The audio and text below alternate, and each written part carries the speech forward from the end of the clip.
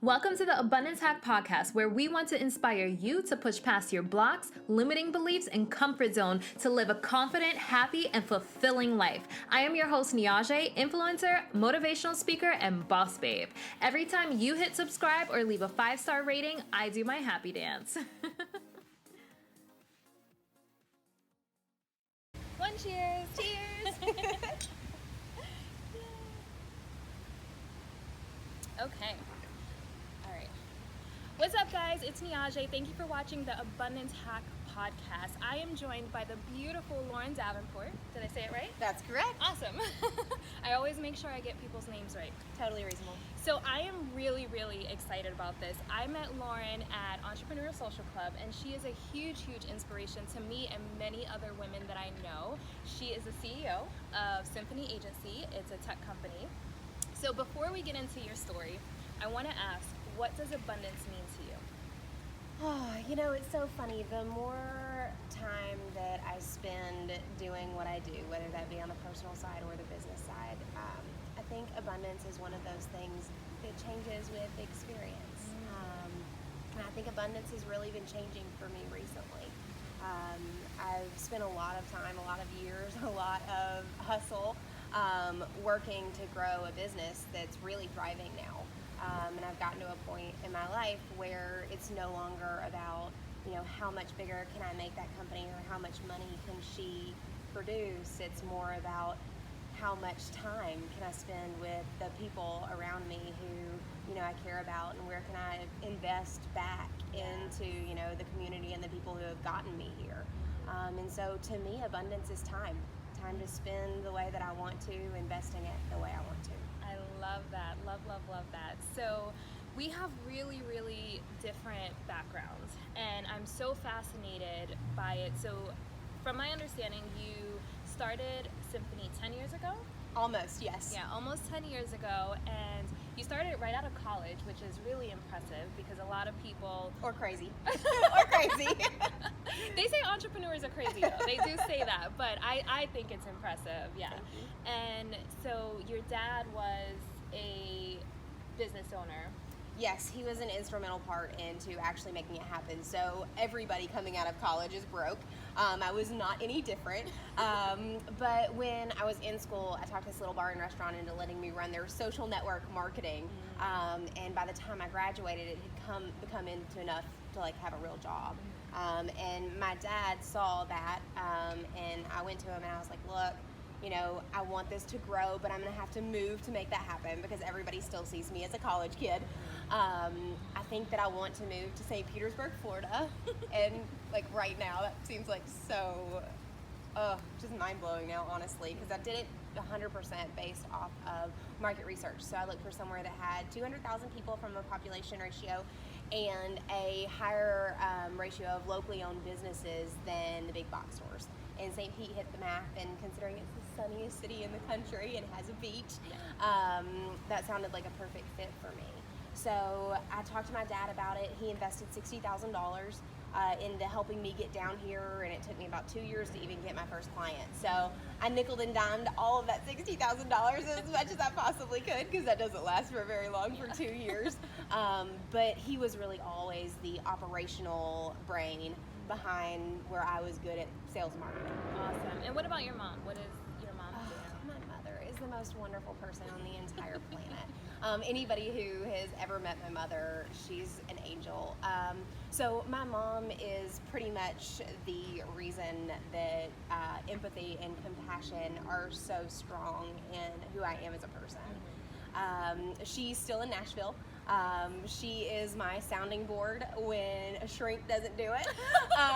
And she is just the most wonderful, incredible person. I love that. So you had a really amazing upbringing. So it sounds like your parents are phenomenal, but I know that everyone is faced with challenges. Sure. So I know a lot of people that I've spoken to had difficult childhoods, but even if you have a great childhood, you still have challenges. So what would you say one of your biggest challenges were, and how did you overcome it? Ooh, that's a good question. So I had incredible parents. My family was always so supportive. In high school, I really struggled, though, probably in the same way most girls do. wondering if I was enough. And when I had those questions, instead of, doing what I do today and finding that peace within myself, I turned to, the typical thing a teenage girl does to see which boys would like me the best.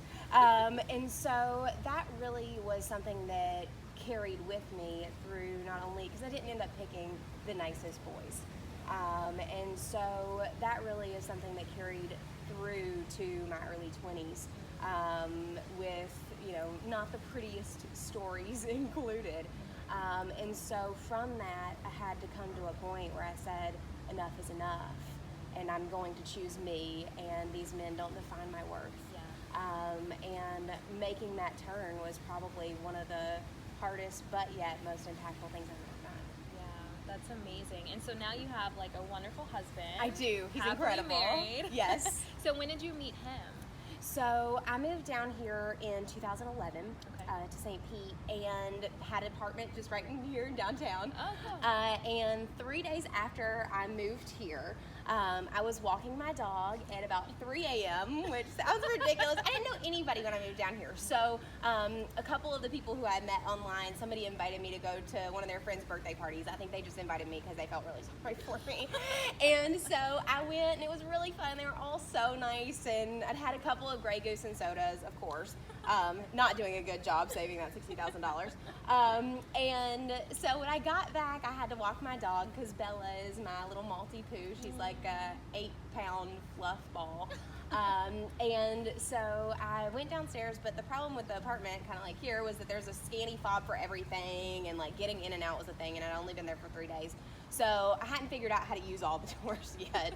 And so instead of going down the main elevator, I went down a backward staircase and came out a back door. And as soon as I came out that door, I accidentally tripped over this little dog. Thank God he was okay. But come to find out, the dog's name was Chance, and the owner is my now husband. Oh my God. So he was very suave, debonair, because I was like really on a boy suck train by the time I got down here. And he was like, a lot of my friends, they've gotten locked out of here, so you really need to give me your phone number. So if you ever get locked out or need to walk your dog again at 3 a.m., which is probably not a good idea, just call me. And so the next day he texted me and invited me to go out with some friends, and it's been a fairy tale ever since, really. Oh, that's amazing. Okay, so I understand he works in your company. Yes. But you're like the boss. I'm the boss. He loves when I say stuff like that on things That's like great, this. Yes. though. That's totally great, because like most men don't want their woman to be the boss, So how is that dynamic? It really works for us. I think one of the things, our company has grown really quickly. And I get a lot of credit for that, but it's really been more of a team thing. And I think that, my dad being still involved with the company, my husband Daniel being involved, and then also Chris Jenkins, who who joined our leadership team. It's really been like a team effort to make it happen. And so at the end of the day, when you've got a team, you need somebody who, is the quarterback, who's leading and who has final say, and that is me. But when it comes to, making decisions, we do it as a leadership team. We make the hard decisions together, and the fun ones. So I'm just the ref. All right, so I know there was one, I don't remember actually if it was a post that you had or if it was us talking at the ESC meeting where we went out, and you mentioned how people judged you because you were blonde and like she's not gonna make it, and dealing with stereotypes like that. How did you deal with that? Because there's some people that internalize that and allow that to become like an upper limit, and they cap their own success. So how would you explain how you dealt with that? So I guess going back to the finding who I was or what my self-worth was in the men who I was spending time with in my teens and my early 20s, I really was focused on, that driving that self-worth, right? And when I had gotten down here, and I think probably my favorite story that encapsulates this perfectly is a guy who I had dated in high school. And I just thought he was actually a really nice guy. I thought the world of him, and he was a graphic designer. So I had gotten to the point where my business was growing to the point where I really couldn't do everything anymore. And I was supposed to go on vacation with my family, and I went, and so I had hired him to help me with a graphic design piece. It went horribly wrong for probably the reason that we were both young and both, inexperienced at doing this stuff. But I had sent it to the client. They hated it. And so I came back to him and I was like, look, I really need your help in fixing this. And he was like, I'm done. So I ended up having to do it while I was on vacation. And he told me, and he was mad. I was probably totally inappropriate. I was probably mad too, and not nearly as level-headed as I am today. But he told me, he said, if you ever make it in business, it will be because you are only a pretty face. And I raged about that for a good solid week.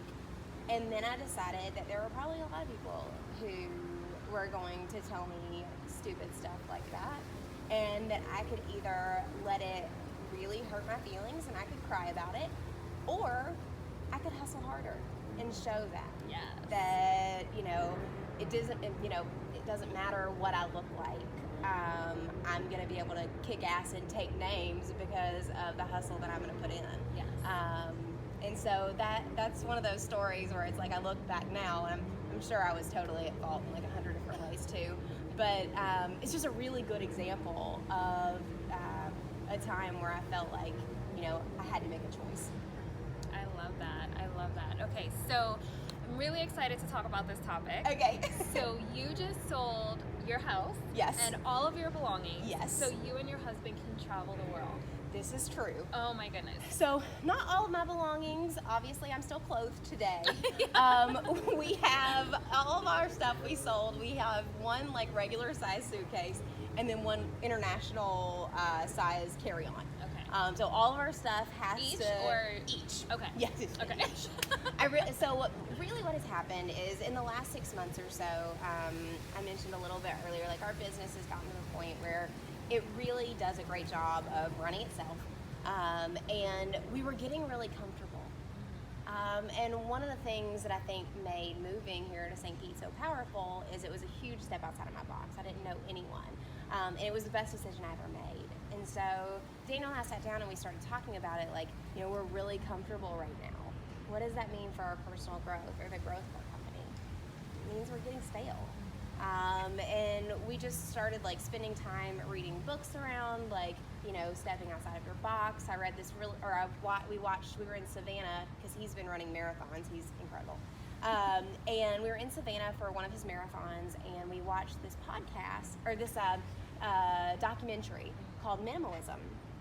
And when we watched it, I was just enthralled. Because the two guys who started it, they were, execs making 6 figures, high pressure jobs, the typical, and they were miserable. And so they sold all of their stuff and hit the road. They ended up writing a book, which I haven't read yet. I need to read it. But it was just so inspiring to me. So I started doing it slowly. I started, throwing out some of the things that I knew when we got back home that just didn't really mean much to me. And then after Daniel and I talked about it a little more, we were like, well, maybe we want to be serious about this. Yeah. And we've always loved to travel. We get to travel both personally and with work because we work with clients all over the country. And so when we thought more about it, we were like, this is our time. Yeah.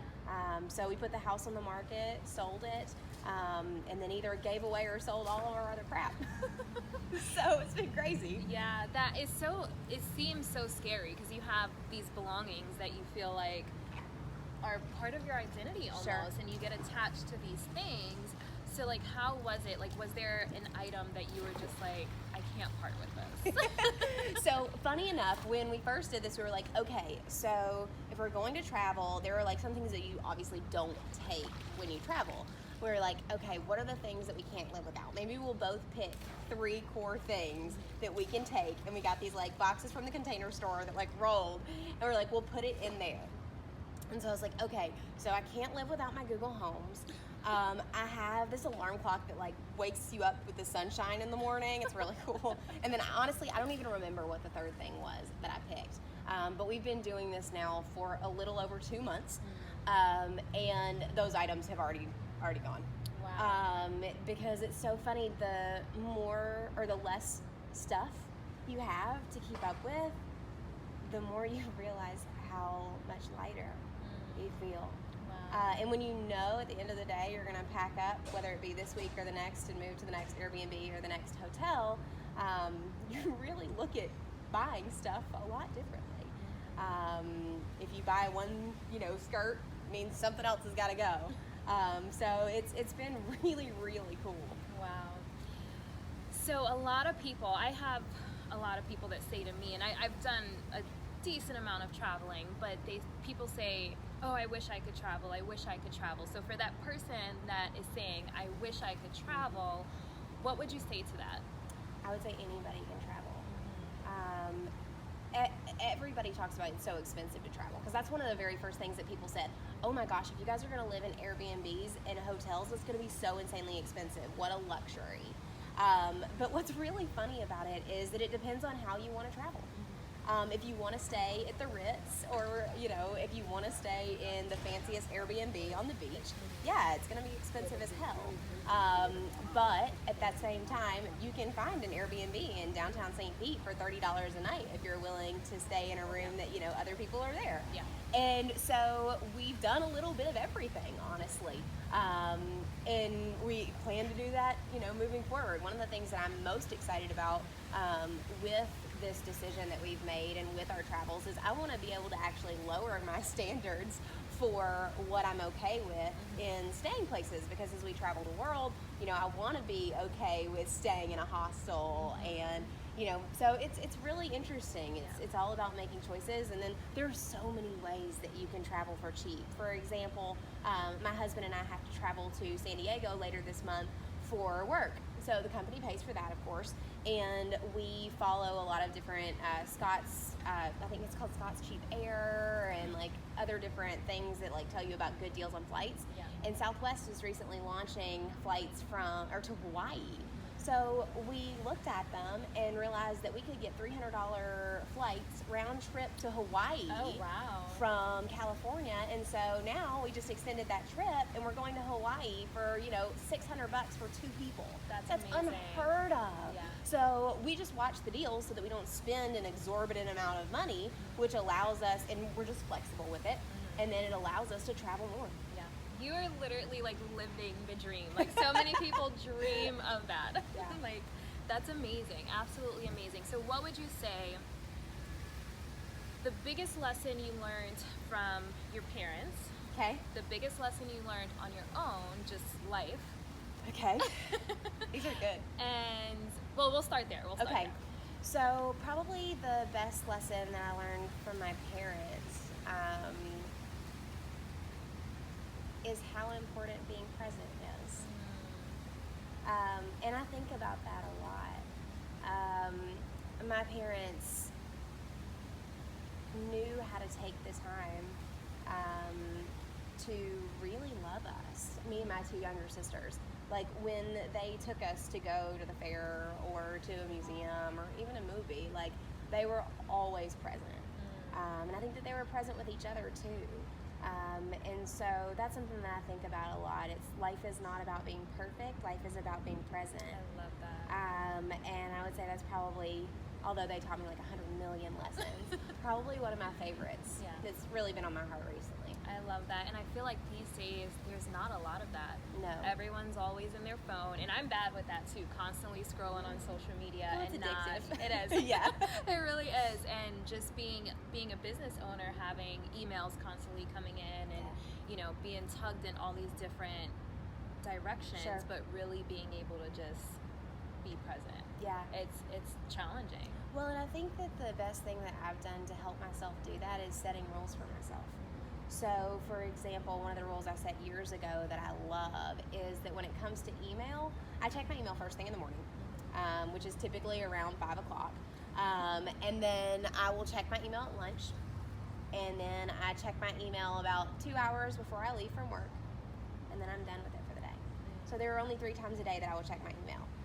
And so people who work with me know that if they need to get a hold of me, you need to call my front desk because if you don't hit one of my times that I'm checking email, and I'm horrible about answering my phone, you're probably not going to get a hold of me. But I like it that way, and I find that it helps me be a lot more present. Not that I'm not as guilty like everybody else of scrolling through social media every once in a while, but I try to make a really, really conscious decision because every moment is not guaranteed. I totally agree. So, the biggest lesson that you learned just from life? Whew. From life as a whole, gosh, that's a huge question. One of the things that we were talking about, before we came on the camera, that has been probably the biggest lesson to me recently. Our company has gotten to a point that she is stable, and that we're. I love that you call her a she. I love that. I do that. She's a human. She's my child. Exactly. So yeah, that's the thing. But she's growing, and my husband and I are financially stable. I told you, when he had a big kid job, a 6-figure job, when he quit his job, I couldn't pay him for like a year. So we've been really broke, where like we have sold not everything, but we sold our cars and merged down to one. Like, we know how to live off of nothing, and now we're in a place in our lives where we're financially free. And I think that the thing that it has taught me more than anything is how much money can't buy. You can't buy health, you can't buy time, you can't buy love, you can't buy quality relationships. And I think we all forget that so often, because it's our culture is so about the hustle and how much money am I making, and all of those types of things. And not that they're not valid, because you have to do. I mean, I hustled my ass off to get to where I am and where my husband and I are. But at the same time, when I look back, I'm so thankful that anything could have happened to me during that time period. And that was a time that I didn't spend time taking care of myself, or I didn't spend time loving the people around me who have gotten me here. And when I look back, most of it feels like a blur.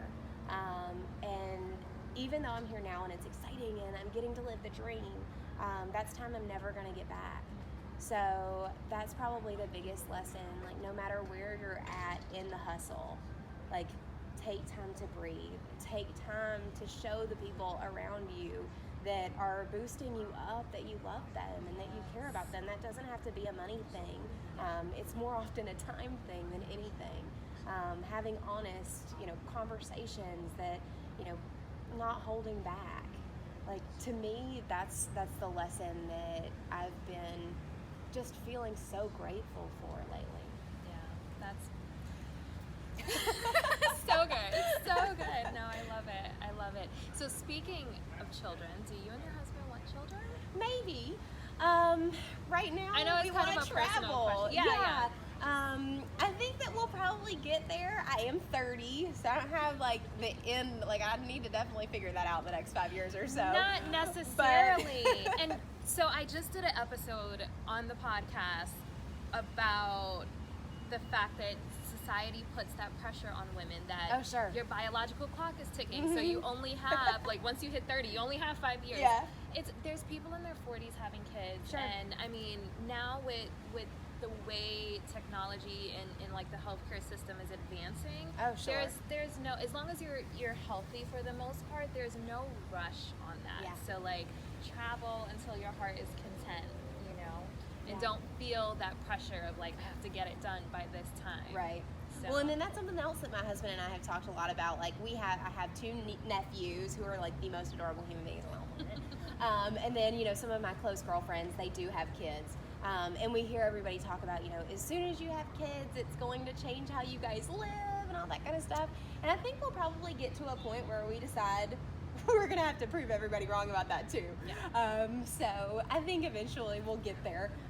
But we're just trying to take our time and making sure we're in the right place and we decide to do that. Yeah. So I actually follow a lot of traveling families. Yeah. And it is the most inspiring thing to me, because people say that travel now because once you have kids, you can't travel anymore. But there's so many families that do. They do it. And they homeschool their kids and they take like a boat around the world. Like, think about the lessons that That type of education. Oh my goodness. And just being present. They don't have the internet sometimes. So, it was two siblings. I forgot where I heard the story, but it was two siblings that had to talk to each other. They had to read books. They had to be The way we present. grew up. Yeah. Yeah. So, yeah, I feel like there's so many limiting beliefs and blocks that people put you in. So, or like boxes that people put you in, and it causes these subconscious blocks. Yeah.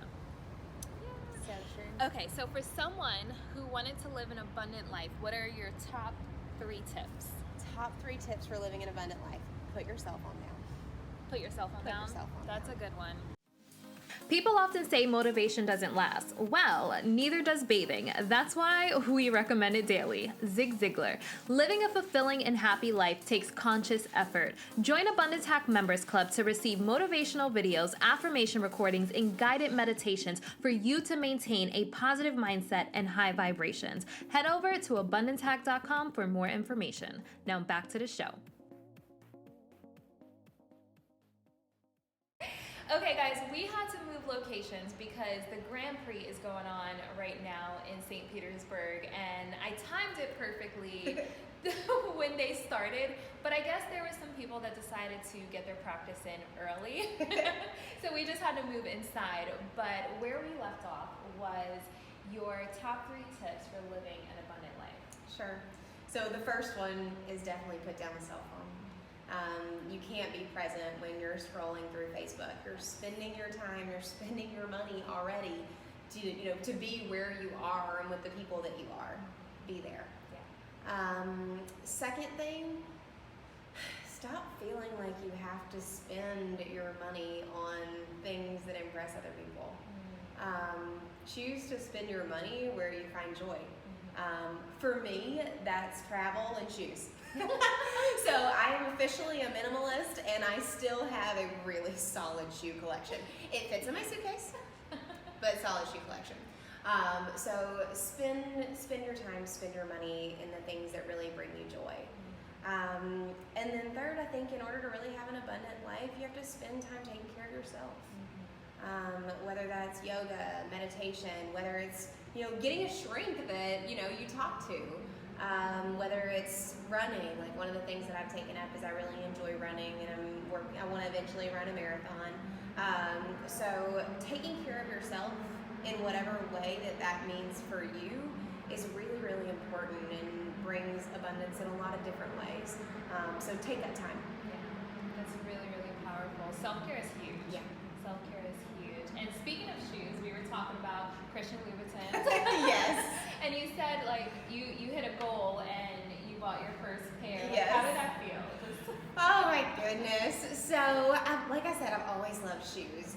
Literally, I tell a story. So when I first, my first entrepreneurial thing was because I wanted more shoes than my allowance would allow. So I talked my mom into letting me iron her clothes for a quarter each, and I saved up all my quarters and got sparkly shoes. So shoes have always been part of my life goals. And so obviously every girl wants a pair of red bottom shoes. That is a ultimate success symbol. And so I told myself when my company made the first $1 million that I would buy myself a pair of Christian Louboutins. And so about 3 years ago, maybe a little bit more now, we hit that milestone, and I was so excited about this pair of shoes. And so I did my research, and I fell in love with this pair called So Kids. And it's a funny thing about research. When you fall in love with something, it doesn't really matter what you learn when you research. Because I did watch at least a solid 200 YouTube videos of women saying that these were the worst shoes on the entire planet. They were absolutely not functional, nor could any human walk in them. And I thought that they were all crazy. I've walked in heels my whole life. I'm a pro. Obviously, they're all wrong. Bought them anyway. And they are all right. They're legitimately the worst pair of shoes on the entire planet. I think it might be just as painful wearing them as it was to make the first $1 million. So they're the worst. I hate them. I'm absolutely going to eventually like have them framed and put them up on my wall in my office and call it a day because they're the worst shoes on the planet. They are really hard to walk in. They are, but they look pretty. They look beautiful, except my husband was like, Lauren, you kind of look like Bambi. So they're the worst. Too funny though. I've purchased plenty of other over-the-top expensive shoes since then, but those are not on my favorites list anymore.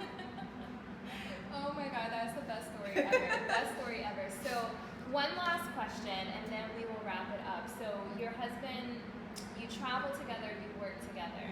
So how do you two find balance? Because that's a lot of togetherness. It is a lot of togetherness. Well, our office is 7,000 square feet, so that definitely helps. But really, in a reality, it's more about knowing your boundaries. He has responsibilities, and those are well defined in the organization. I have responsibilities that are well defined within the organization. We have different teams that we manage, and at the end of the day, we just make sure we're all on the same page, like I do with the rest of my leadership team, to ensure that we're all going in the same direction for the same reason. So because of those boundaries, I think that's what makes it really easy, because a lot of people are like, that has to be so hard. I would murder my husband if I was working with him. But it's really a thrive thing for us. Awesome. So do you still do like date nights, or like how do you like keep things, or do you separate like work and then like pleasure? Like do you have like strict guidelines of like, now we're just going on a date, we're not talking about work? Because I imagine it get hard, to not talk about a client or something related to work when you do like date night, for example. We have safe words. So it's almost impossible to really separate the two. People talk about that all the time. Separate your work from if you're gonna work with your spouse, separate the two. It's impossible. And if you've done it, more power to you, but I really do think it's kind of impossible. So we just have like times, there will be days where I'm like, I want to be Mrs. Fernandez today, because that's technically legally my last name, not something that I use usually in public, but I'm like, I need a Mrs. Fernandez day where I'm just your wife and I'm not, everything that I'm supposed to be, and then we can just relax and like settle in. Usually my favorites of those are like weeks when we go to like Jamaica or somewhere where we can like really detox. But there are days when he will say too, I can't talk about work anymore, honey. I love you, but we're done. Like, okay, cool. So we respect that. Yeah, so amazing. So just literally everything about your life is like just beautiful. Oh, thank you. Beautiful. From your energy to the story to just, everything is absolutely amazing. You're a tremendous inspiration, and I just so much gratitude and so much love, and I'm just excited to see all the pictures of your travel. Thank you. And just, and getting your business to a point to where it's operating like a well-oiled machine. That takes work.